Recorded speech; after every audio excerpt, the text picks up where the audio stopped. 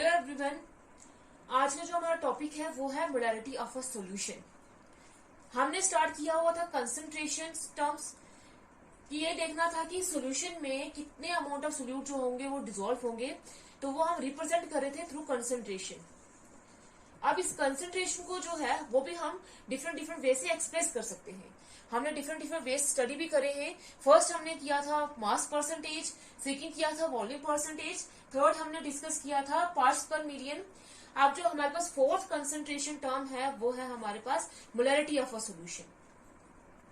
अब ये molarity of a solution जो है वो क्या होती है किसी भी कंपोनेंट की, किसी भी सॉल्यूशन की। It is defined as a number of moles of solute dissolve per litre of the solution. इसको हम कैसे डिफाइन करते हैं कि एक सॉल्यूशन में, एक लीटर सॉल्यूशन में कितने नंबर ऑफ मोल्स सोल्यूट के ऐड हैं, उसी को हम बोलते हैं हमारे पास वो सॉल्यूशन की क्या है, मोलारिटी है। सॉल्यूशन में हमारे पास दो ही कंपोनेंट होते हैं, सोल्यूट और सॉल्वेंट। दोनों मिलकर क्या बनाते हैं, सॉल्यूशन बनाते हैं। तो एक लीटर सॉल्यूशन में कितने number of moles of solute जो है वो डिसॉल्व हुए हैं, वो हम एक्सप्रेस करते हैं थ्रू मोलारिटी। इसको हम डिनोट करते हैं बाय कैपिटल एम से। मोलारिटी को हम डिनोट करते हैं बाय कैपिटल एम से। और अगर हम मैथमेटिकली देखा जाए तो मोलारिटी को हम कैसे कैलकुलेट करते हैं, एम किसके बराबर होता है, number of moles of solute upon volume of solution in litres. इस फॉर्मूले को लेकर अगर हमें वॉल्यूम जो है वो लीटर्स में दी होगी तो हम इस फॉर्मूले को लेकर नंबर ऑफ मोलारिटी किसी भी सॉल्यूशन की कैलकुलेट कर सकते हैं। ये तो जब हमें सॉल्यूशन की हमें वॉल्यूम जो है वो लीटर्स में दी होगी, लेकिन जब हमें मिलीलीटर्स में दी होगी तो मोलारिटी को हम कैसे कैलकुलेट करेंगे, number of moles of solute upon volume of solution in millilitres into में आ जाएगा 1000। मिलीलीटर्स में या सेंटीमीटर क्यूब में जब हम एक्सप्रेस करेंगे वॉल्यूम को तो हम मल्टीप्लाई कर देंगे 1000 में, क्योंकि 1 लीटर में हमारे पास 1000 मिलीलीटर्स होते हैं। तो मिलीलीटर्स में दी होगी या सेंटीमीटर क्यूब में दी होगी वॉल्यूम सॉल्यूशन की, तो हम ये फॉर्मूला यूज करेंगे। अब इसमें क्या होगा, इसके मोलारिटी के कैलकुलेट करने के यूनिट्स क्या होंगे, हमारे पास मोलारिटी के यूनिट्स होंगे मोल्स अपॉन वॉल्यूम सॉल्यूशन की लीटर्स में है तो आ जाएगा मोल्स अपॉन लीटर्स या मोल्स पर लीटर्स, या फिर मोल्स पर को हटाएंगे, जब लीटर्स को नोमिनेटर में लेकर जाएंगे तो आ जाएगा litre inverse.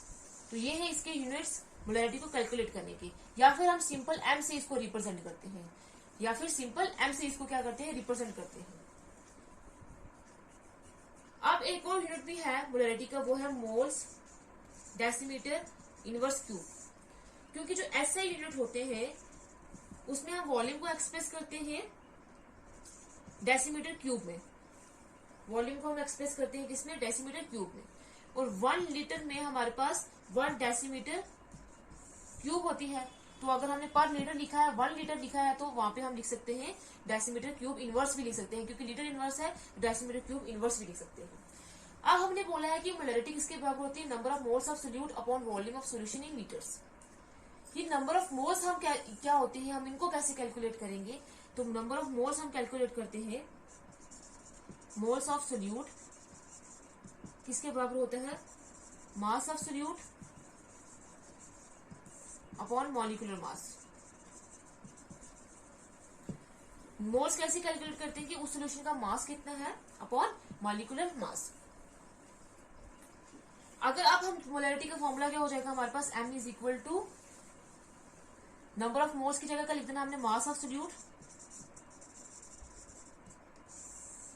Upon volume of solution in litres. जब मिलीलीटर्स में दी होगी तो मिलीलीटर्स इनटू में क्या आ जाएगा 1000 अपॉन क्या आ जाएगा मॉलिक्यूलर मास।